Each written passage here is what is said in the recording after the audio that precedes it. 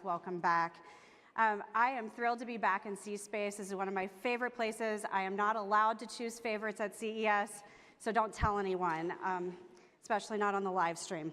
But as you know, C-Space is our CES hub for advertisers, marketers, media leaders, platforms, and creators to all come together, not just to talk about what's next, but to influence it.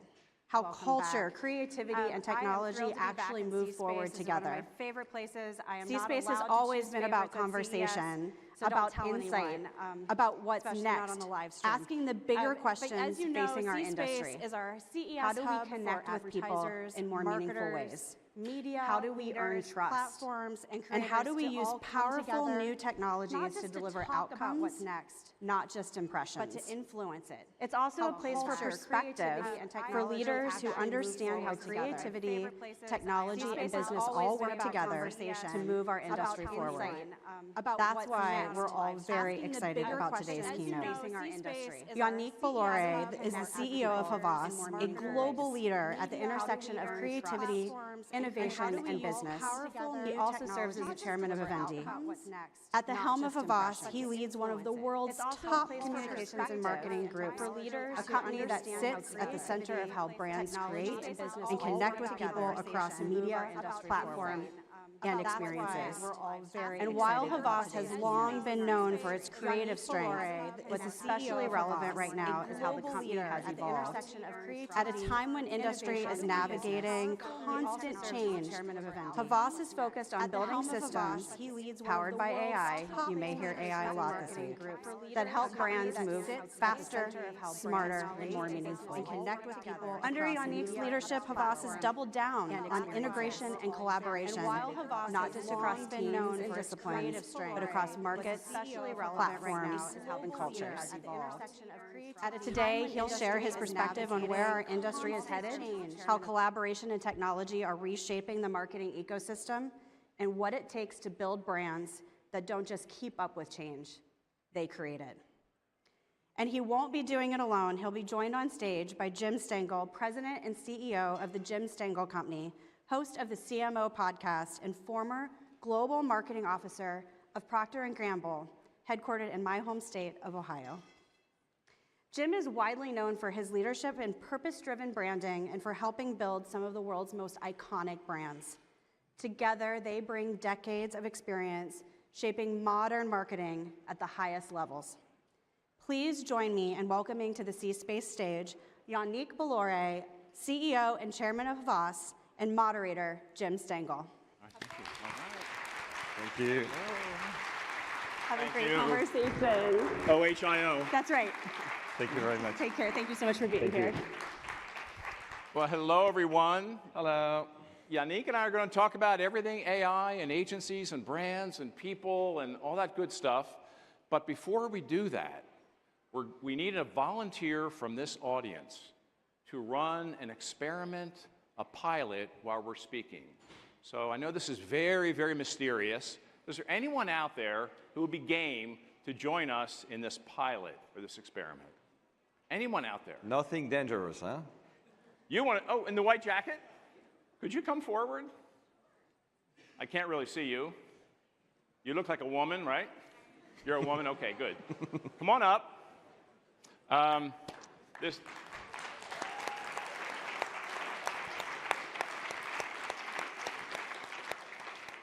So join us in a minute. Say hello to Yannick.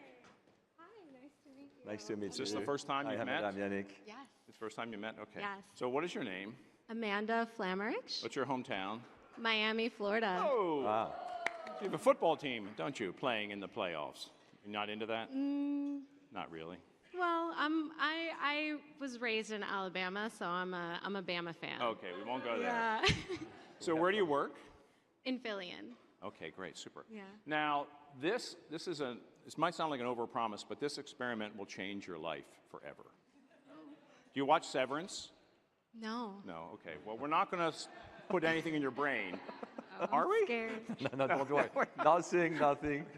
So what we'd like you to do is thank you for volunteering. I'm going to escort you off stage to join some people on Yannick's team. And we're going to have you up at the end of our little talk to see how the experiment went. But believe me, it's going to change your life. Okay, Amanda. Oh, good. Thank you. Thank you, Amanda. All right, that's all we had. Okay. So Yannick and I just had a tour of the floor. And so we went through it very, very quickly. And we just got back, so we're a little bit out of breath in a way. So, and you have not been here for many years. 10 years last time. And I haven't been here for several years as well. But I want to ask you, from that quick snapshot of the floor, what struck you? What made you think? What made you ponder? What's going on here at CES? For sure. I mean, in 10 years, it has changed a lot. I mean, 10 years ago, I remember it was about curved TV and the launch of 5G. And this year, I mean, I've seen robots for real. I've seen robots playing ping pong. By the way, I play much better ping pong than the robots. I've seen robots fighting, and I've seen robots taking a selfie with me. So, I mean, it's very interesting and great energy, and it's great to spend time at the convention center. Did you have a feeling of optimism going through that? We spent some time with Siemens and how they do 3D printing for recycled materials at Disney. So we saw the paper battery company, Flint.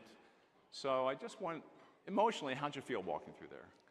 I mean, it's fantastic. I mean, to travel the world, I'm coming from Europe, to travel the world and to arrive in this place where you've seen all these brilliant minds investing to create a better future. I mean, it's so energizing, so inspiring. And for sure, all these innovations, you talked about Siemens, some car companies, sustainable companies with recyclable batteries. I mean, it will change the world for the best. It's very inspiring. Now, we're going to get to some big, heavy, good topics and issues and discussion to talk about. But before we get there, I want to make this discussion very personal. So, Yannick, you have a big job, lots of people, 23,000 people, several roles. I want you to talk about what was your first introduction to AI? What do you remember about that? What was your first experience with it? Actually, my first experience with AI was 15 plus years ago.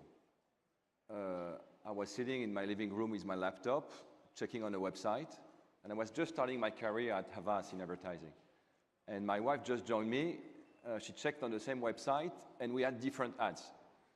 Not to do any kind of stereotype, I had an ad for an expensive car, and she had an ad for a dress. But I'm French, I can do stereotypes. And I realized, sounds so quaint. Yeah, and I realized, I mean, you have to be then intelligent to send the right ad at the right people on the right device. And this was the first time we launched programmatic buying, and then we've been big on. And 2022, like everyone else, November, I discovered Midjourney. I mean, I come from the production space. This was a life changer. And a few weeks later, when I discovered ChatGPT in December, I said, oh my God, this is going to be transformative. This is going to change everything. Yeah. So let's stay with that transformative idea. How has it changed your life? And I'd like you to speak as a leader, but also a human being, as a husband, a dad, a friend. I guess, I mean, if you're at CES, you are all using AI a lot. So I guess like anybody else, the first weeks, I was using AI as an assistant to summarize long emails, to translate documents, these kind of things. So I get a bit in productivity, but it was not like life changer. But a few weeks later, I understood how it worked. I learned how to prompt correctly, like comprehensive prompts. And AI became much more than an assistant. It became a thought partner. And you know, when you're the CEO of a company, sometimes you're alone and you don't really know how to articulate your thinking, how to develop a clear vision for the future. And using AI as a thought partner has changed my life. And you were saying, as a dad, I'm a dad of 4 daughters, between 12 and 22 years old. And trust me, when you're a man, to understand teenage daughters, it's not always easy. So it helped me to become a better dad, which might be the most important. So you have a unique perspective into the upcoming generation with 4 daughters, 12 to 23, you said? 22, yeah. 22. How do they use AI, and are they positive about it? Yeah, I mean, it's interesting. I mean, especially the 17 years old, 19 years old are using AI a lot. And I mean, with students, it's very interesting how they use AI. Some students are using AI to do their homeworks, which at the end of the day, I think it's just a waste of time. And some others are using AI to understand, to get better. They take picture of their exam, and they ask AI to challenge how they could have done better. And when you're using AI smartly, when you're a student, you can become a kind of super student. So I really encourage every parent to try to teach their kids how to use AI smartly to become a better person, not to replace yourself. We were walking outside here, coming back from the floor, and passing all these companies, right? There's just so many firms here with all sorts of interesting offerings. It must be hard to be a CMO. Huh? It's hard to be a CMO, yeah. I can vouch for that. Where do you look for inspiration in applying AI in your world as CEO? I think of all the people you can talk to, where do you go for inspiration? I mean, you have to be curious. I mean, in life, you have to be open-minded. You have to read. You have to interact with people. You have to never take things for granted. You have to ask AI itself, how can you help me? These kind of things. Yeah. But, I mean, you can find inspiration anywhere. So we were on a stage, Yannick and I, about 6 months ago at Cannes. And I host a program there for aspiring CMOs called the CMO Accelerator. There's about 60 people in the room. And Yannick kicked off that 2-day program this year with LVMH. And what we did is we looked at their collaboration with LVMH for the Paris Olympics, which just blew everyone away. The numbers were incredible. It just, on so many levels, it was an incredible experience. So they told that story about how they led that with such disruptive thinking, with such great outcomes. And you shared 7 lessons, and I'm not going to get into all 7, but the first lesson you had, I think, was really wonderful. And you said it this way: start early, think bold, and shape the rules. So I'd like you to reflect on that lesson from LVMH, the Paris Olympics. And is that a pretty good guidepost for what you're doing at Havas for getting into AI and integrating it into your company and helping clients with their business outcomes? Yeah, I think it's a good analogy. I mean, you have to start early. You never know what's going to happen, but you have to start. You have to take risks. You have to try new things. I mean, with AI, 3 years later, 3 years and a half later with generative AI, it has proven to be a success, but sometimes we fail. I remember 6 years ago when metaverse was the thing you had to invest. I remember we purchased the land in the sandbox. And by the way, it's a great land with a great view on the sea. If someone's interested to buy it, I can make you a big... See us in the booth. Yeah, I can make you a great price. So you have to start early. You never know what's going to happen. Then I think the second one was think bold. I mean, you have to invest. When you feel you have something, you have to invest. And that's what we did. We have already invested 600 million euros in data, tech, and AI those past years, and we committed to another 400 million euros of investment. That's very important. And you have to shape the rules. You have to train everyone. You have to be at your best. This is how we double down on integration, on human ingenuity. I think those 3 rules may apply to many other great things. Yeah. Now, your company is, I don't think people understand how old your company is. You go back to 1835, yeah, which we were talking before. P&G started in 1837, so Havas is 2 years older than P&G. Did you pitch them back then? Do you have any idea? So, no, but I want you to reflect on that rich history. Do you think what we're going through now and what your company is going through is the most profound change in your history? In 200 years, 191 years. And by the way, Havas started with carrier pigeons, so it's quite a different story. They're coming back. It was the ancestor of Twitter. So from pigeons to platform, I don't know if AI is the most profound change. What I think is that it might be the most profound opportunity to disrupt the industry and to disrupt our peers and to bring more value to clients.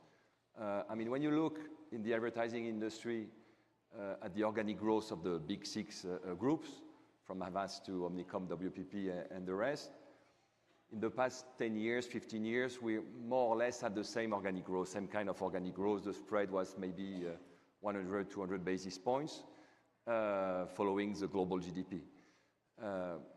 If you look at what happened in the past 18 months, honestly, we see a spread of almost 10% between the fastest growing industry player and the lowest declining growing. So I think this is changing in terms of market share of everything. So it might be the most profound disruption of the industry. Maybe not the most profound change, most profound disruption. So I want to talk about leadership for a moment. You have a big organization, 23,000 people. Many of them are in the room here. It's tough to shift an organization to follow transformative capabilities. It's tough for the clients, it's tough for you. So I want you to talk a little bit about what you and your leadership team have learned, are doing you have this platform called Converged AI. It's your operating system to integrate all your offerings to help clients. How are you changing the work, changing the training, changing the development of your people with your leadership team to be sure all 23,000 people are energized by that, are educated, and are activating with clients? It's hard. Yeah, it's very hard. It's a great question. In fact, what we didn't want to do with our leadership team is to replicate what happened in our industry 15 years ago, 20 years ago with the digital booming. At that time, and this is when I joined Havas, I was very surprised because in the industry you had, I would say, half of the people were in charge of digital and the other half were in charge of what we call the offline or traditional media. And those two groups were not really communicating together. By the way, it was the people below 30 years old, 35 years old who were digital and vice versa. And the digital people were saying, and traditional media is dead, TV is dead, print is dead, everything's dead. And the traditional people, I must say, were saying digital will never work. It's just a fashion, it's a buzzword. And at the end, it was a combination of two. So what I wanted to make sure with AI, what we wanted to make sure with AI, to make sure that everyone, every 23,000 employees at Havas, were fully trained around AI. So first, we needed to create a clear vision, just to make sure that the leadership team, the executive committee, agreed that AI was a revolution. And I can tell you, after one hour discussion, we agreed that we needed to go full on AI. We even needed to pivot to become an AI-first driven company, which is not something that we needed to take lightly. That's something very important to pivot. So we created all the trainings.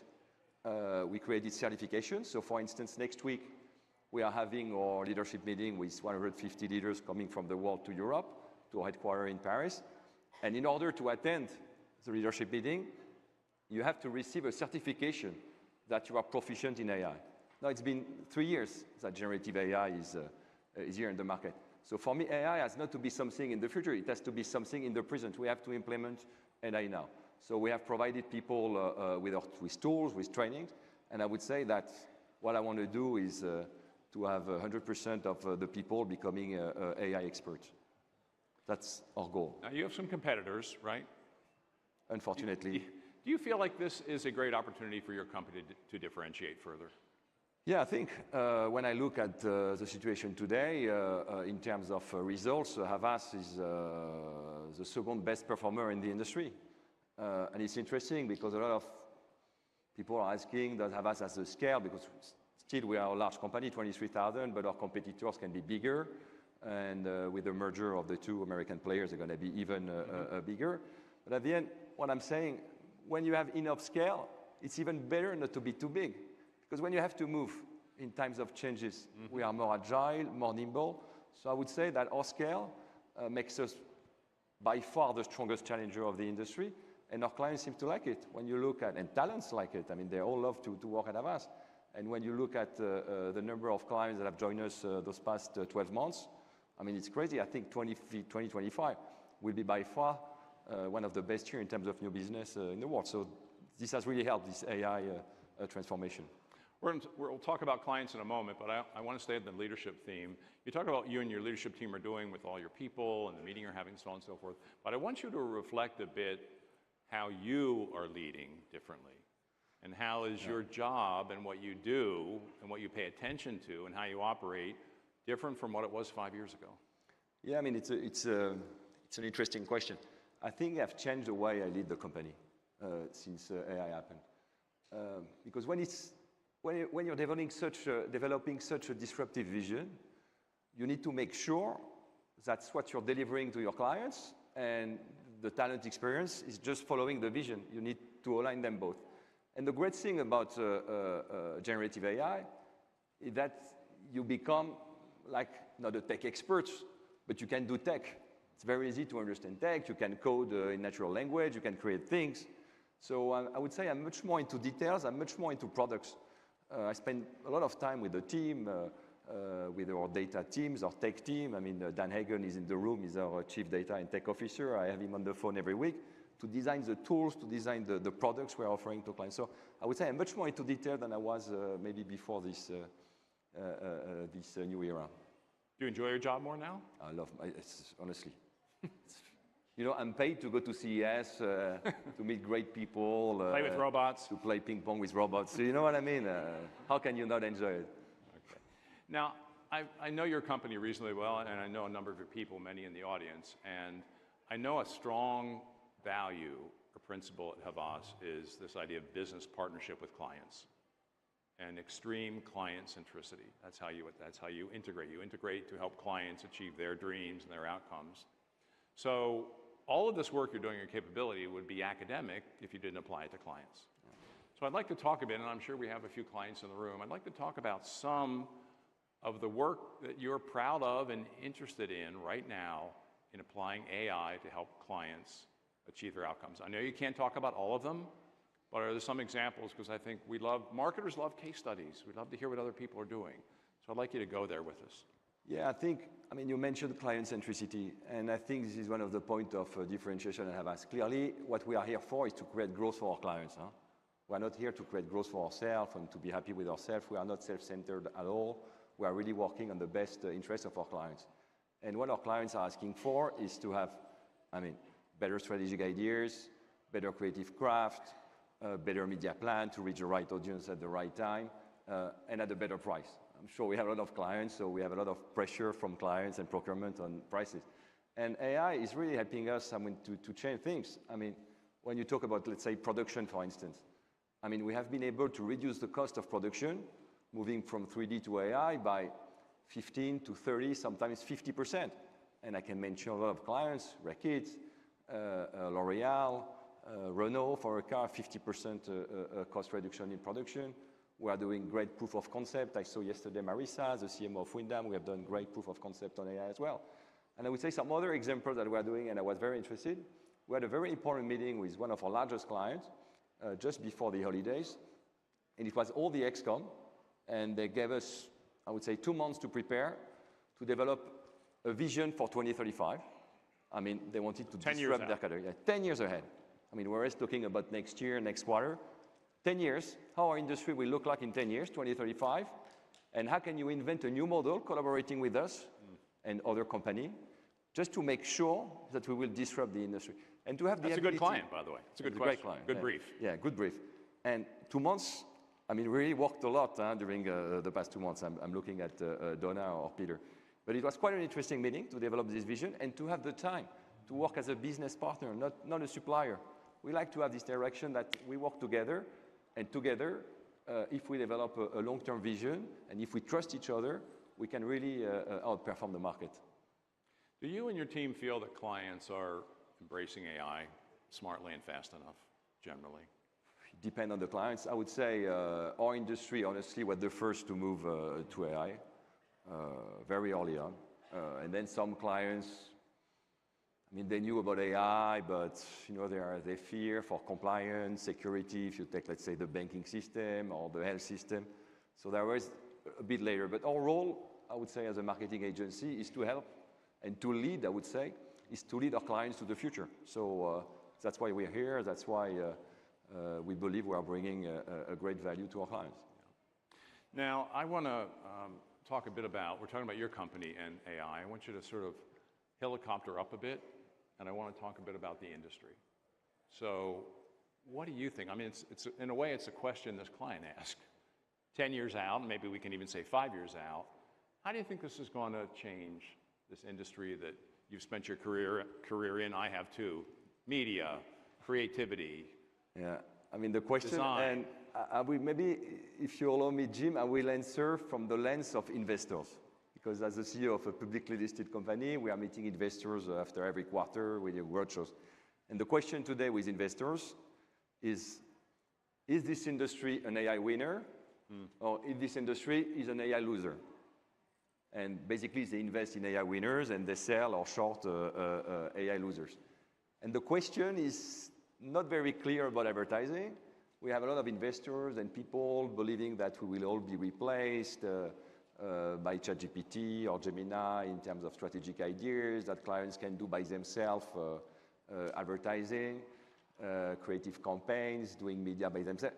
It's not working like that. That's no, if you want to, I mean, our job, what is our job? I mean, it's to create desire for a brand, to create brand preference, pricing power, and you cannot do that without a big strategic insights, a big strategic idea. And at the end of the day, what makes the difference is the people behind the machine. I'm sorry to state the obvious, but AI by itself will not create a campaign that will bring you value. AI, driven by the best people, by the best talent, will make a difference. And what we say at Havas is that agencies using AI will replace agencies not using AI, for sure. But at the end, I believe agencies will continue to bring value to clients. But then if you look at it, you have to look at the threats. Because you look at the opportunities. I believe AI personally is an opportunity for our industry. But you have some threats. First, you have the threats on jobs. Let's be clear, for some jobs, AI is getting some jobs redundant. So, I mean, they have to adapt. We believe at Havas that we can absorb the growth, like say 2 to 3% a year, without hiring new people. So that's why we are training all our people and pivoting to an AI-first company. So job. Second threat is around hallucinations. I mean, you cannot 100% trust AI. Even if the hallucination rate is 1 to 2%, depending on the LLM you're using, it still can happen. And when you have like a big presentation for a client, I mean, you don't want to mess up and give wrong numbers, wrong source. This cannot happen. So that's why we are training our people to do comprehensive prompts to understand how to limit those hallucinations. And by the way, if I may, you need to gain experience to use AI well. You need to have developed for yourself some critical thinking capabilities. So maybe it's a bit contrarian, but I think it will be easier for grown-ups, for experienced people, to use AI at its best than for juniors that, by nature, don't have the same kind of experience. And the third threat, which might be the biggest, is data privacy. Because if one day one of our agencies uploads clients' data in the cloud or whatever and it becomes public, this will be a catastrophe. And this is why we have been working those past 18 months on launching a new portal using large LLM, using agentic capabilities that we are launching today at CES. So if you allow me, Jim, maybe to play a short video and to officially launch our new platform called Ava. So please, ladies and gentlemen, meet Ava. Hi, CES. I'm Ava, born from the heart of Havas and powered by our proprietary platform, Converged AI.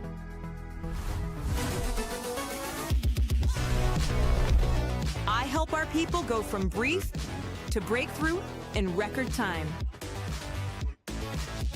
With one prompt, they can instantly connect to all Havas's knowledge in seconds, digging deeper into audiences, identifying more opportunities to reach the right people at the right time, building agents without code, making our people more powerful than ever.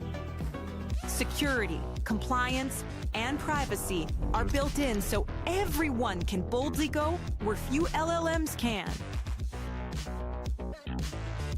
GPT-5, Claude, Gemini, the best models are all here to power new solutions for clients. This is limitless, supercharged creativity at Havas. Great to meet you.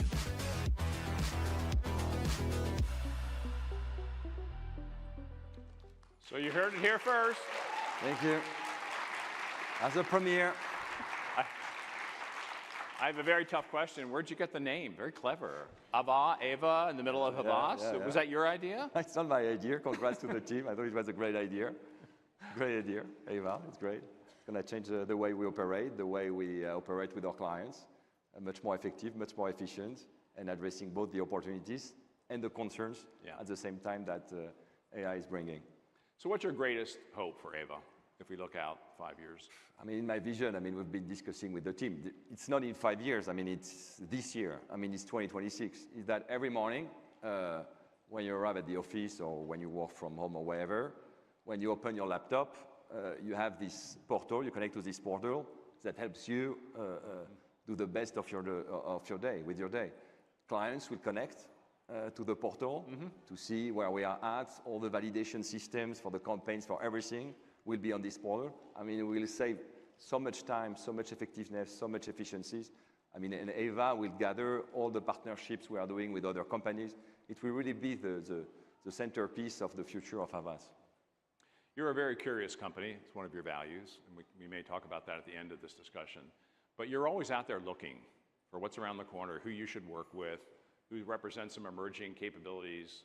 And I know you have some other ideas in your pipeline. You just shared one with Eva, but I know you have one you wanted to share today. So could you talk about that one? It is an outside partner that I think is a new partner of yours. So could you talk about that? Yeah, maybe two new ideas that we haven't announced yet, because we are at CES, so we need to make announcements. So one, we just signed a partnership with an agentic company called Ekio for Havas Media. It's going to be great, really helping us.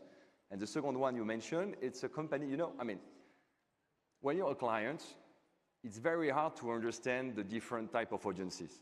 This is why we are creating personas, okay? And in the past, to use personas, you need to do some qualitative research, ask questions. It was very expensive. It was taking a lot of time. And we made this company, and Chad, the founder, is in the room, called Verve, which has created basically generative AI personas. I don't know how he did it, but it's working really well. And you have those personas, and you can ask any question to test a campaign, to ask for your brands, and you understand, like, you get much better insights. And for CES, we prepared a video where we asked two personas that are neurodivergent, Gen Z. You know, 53% of the Gen Z identify as neurodivergent, what they think about CES. So let's play the video. Conferences like CES can be very overwhelming for me. I think being able to see through the hype to find the tech that is truly unique and differentiated is my favorite part. I like taking the time to do my research, but another Neuroverse persona like Diego might think differently. Hello, Yannick. It is intense yet amazing. There's interesting tech everywhere. Robots, XR, something amazing around every corner. I'm very excited about discovering and learning about all the new tech featured at CES this year. Okay. Congrats. And this is a company where we have invested into it. I mean, So by the way, we're not going to have a whole lot of time for Q&A in this, so if you want to learn more about anything we're talking about, the Havas booth is right behind us. It's well-staffed, so people, please come and talk to them about all these interesting ideas. You know, this area that Verve is in, this whole area, I guess the big banner would be synthetic research. I think it's one of the most exciting applications in our industry of AI. It's going to make us smarter, faster, better. So good for you. Get behind a company like that. We're happy. Now listen, we've talked about agencies, talked about Havas, what's going to happen. I want to talk a bit about brands.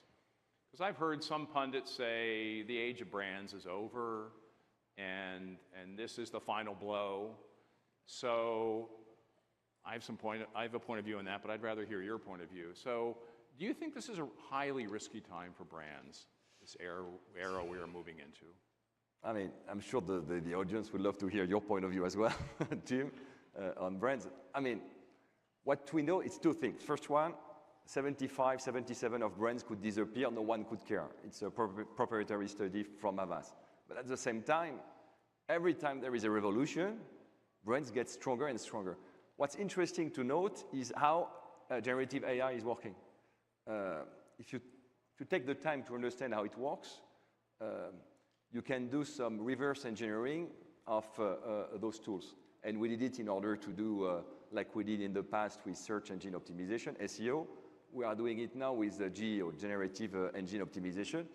And the learnings, the obvious learning, that our brands are even stronger today. I mean, brands are coming stronger from this new revolution. And today, in the world we are living, it's hard to know what's true, what's not true. I'm sure you have all seen all those videos on social networks. You don't know if it's real or not. And brands, I mean, as long as they have great CMOs and great foundations, solid foundations, brands bring trust. And I think in the world where you don't know what's true or not, to be able to trust a brand will be even stronger. No, what do you think? Yeah, I mean, I think if you look back over time, and I did this, and I leveraged AI in doing this, looking at the number of people employed in our industry and sort of the brand health ratings. And you go back to radio, and TV and internet and mobile and social and now AI, actually the number of people working in marketing has grown through all that. It's changed, but it has grown. And the other one is brands have never been stronger. And look at any of the measuring services that look at brand health, and I don't think that's going to reverse, because I think my predecessor or my successor at P&G, Mark Pritchard, talked about this at Cannes last year. With everything going on in our world, brands need to understand who they are, how they're different, the difference they're making in the world, and stay true to that in everything they do. And that, I think, is more needed now than ever. So I think I'm optimistic about it, but it's up to us, right? And trust is the key thing.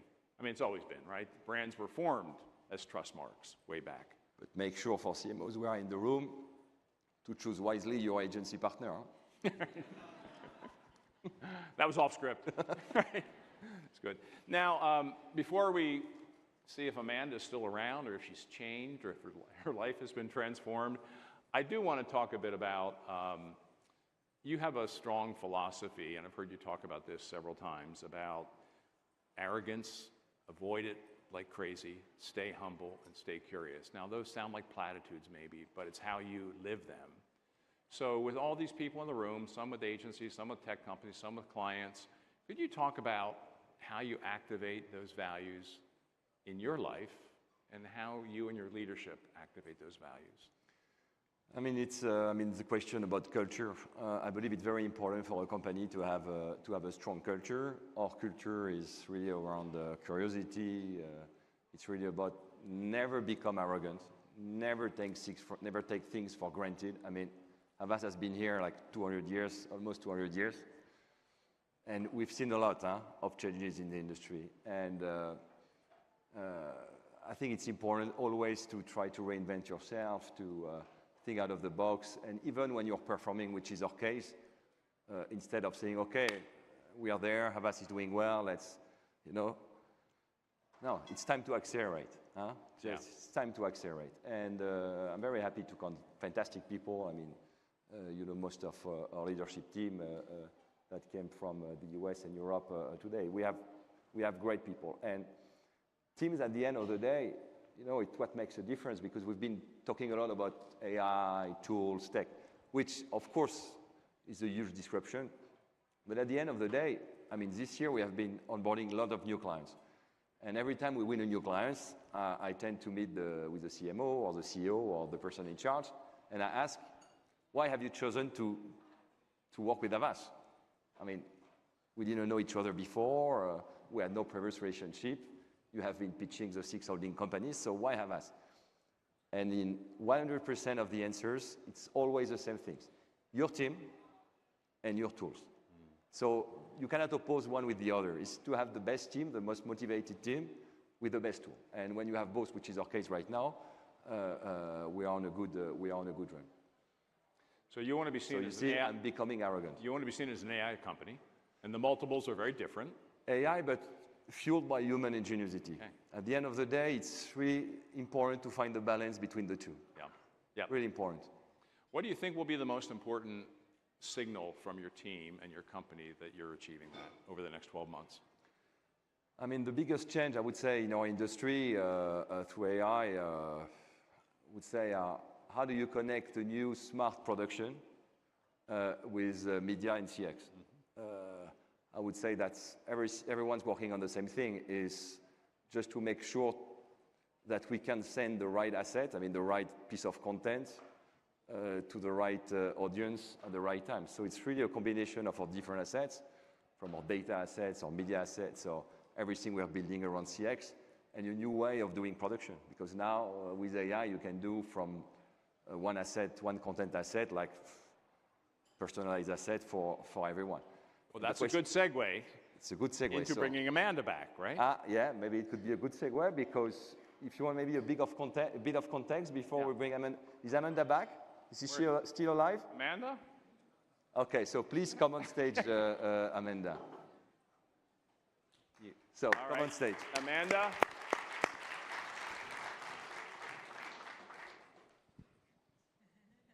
So Yannick is going to give us some context, but what What's your life been like the last hour?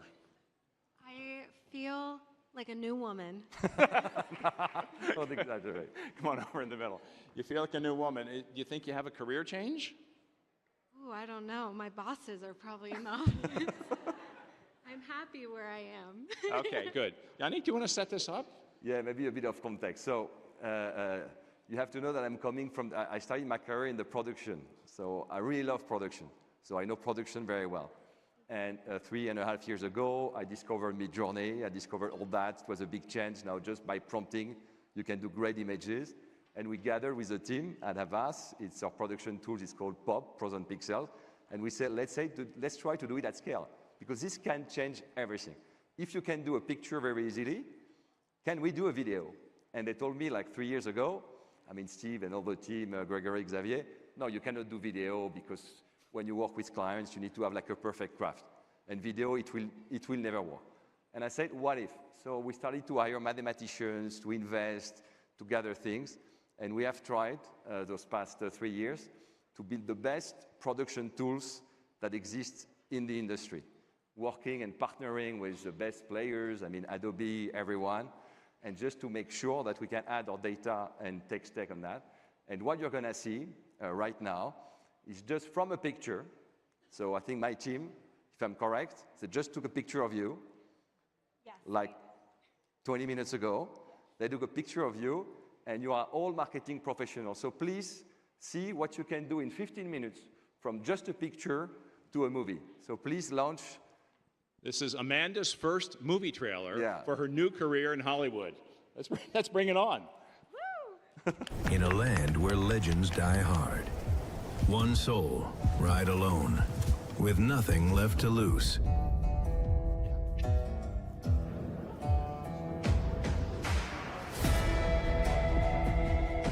Las Vegas, home to the biggest, richest vault in the West. A treasure without equal, locked behind steel, and guarded by fear. Ain't no man crazy enough to rob this place. Until the devils of the frontier came riding.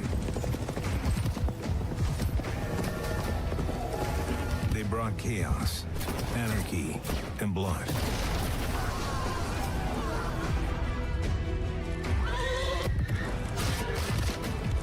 But when the sun sets on the frontier, the true enemy rises.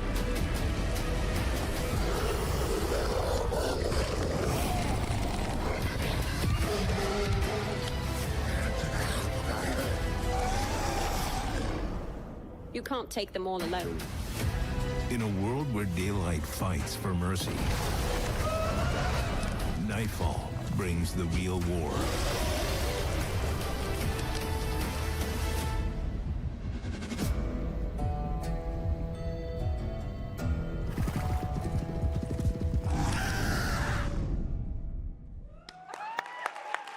Congrats. How's it feel? First It- movie. It feels amazing. It's a blockbuster hit. I hope you all come out to support me. I'll have my agent call your agent. And I'm shocked. Yeah, that's about it. I'm out of words. You're a good sport, Amanda. It's amazing. Thank you. Thank you so And much. thank you, Yannick, for a Thank great you, discussion. team. Thank you, Amanda. Thank you, everyone. Thank you, everyone. Have a great CES. Happy you very New much. Year. Thank you so much. Thank you, Amanda. Congrats. Thank you. And you can try it at the Havas booth if you want to star in the movie. All right. Thank you very much. Bye-bye. Auditions at Have a the great Boss day. booth.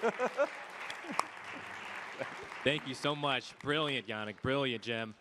All right, everyone, we're going to take a quick lunch break, but we will return at 1 p.m. for our next session. Thank you, everyone.